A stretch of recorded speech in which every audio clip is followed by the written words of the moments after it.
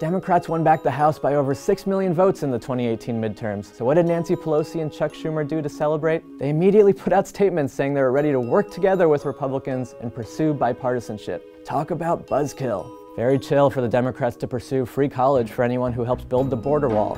No thanks. If the past 2 years have taught us anything, it's that the Republican Party in Congress today is a toxic mix of white nationalism and corporate greed led by people who will lie, cheat, steal, just to hoard more wealth and more power for themselves and their billionaire donors. Democrats shouldn't trust them. Collaboration and compromise with the Republicans shouldn't be the Democrats' goal. The goal should be to defeat the party of Caravans and Kavanaugh and the Koch brothers in order to finally deliver for the American people, the majority of whom agree with each other on many policy areas. Democrats need to use their power in Congress to hold Trump accountable, fight the Republican agenda of hate and corporate greed, and build a movement that brings people together around a bold vision to transform America. That means Medicare for all, free college, dismantling mass incarceration and mass deportation, and a World War II scale green jobs program to tackle climate change and transition off fossil fuels. But there's hope.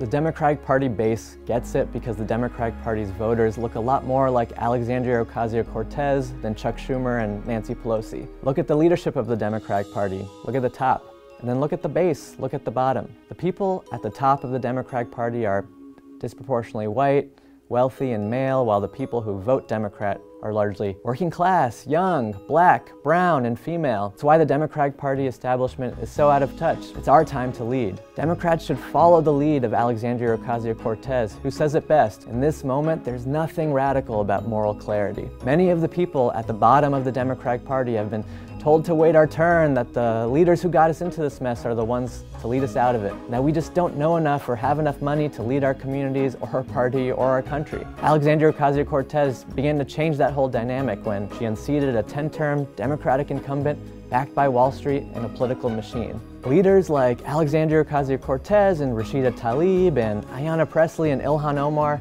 will be moral anchors, a moral caucus for the Democratic Party, because in these chaotic times, it's the people who have the clearest vision who wield the most influence and power, especially when so many old guard Democrats have stale ideas and follow way more than they lead. Democrats need to fight for big solutions their voters want to solve our country's biggest crises. And if they don't, there might be an Alexandria Ocasio-Cortez working in a restaurant today who thinks the Democrat representing her in Congress just isn't fighting hard enough. And that movement that helped Alexandria Ocasio-Cortez pull off one of the biggest upsets in American history, Justice Democrats, the Democratic Socialists of America, a multiracial coalition of millennials, we're gonna be here to usher in the next generation of Alexandrias, Ayannas, and Rashidas, because they exist in every district in America. And when over half of Congress, Democrats and Republicans, is made up of millionaires, you know it's time for a change.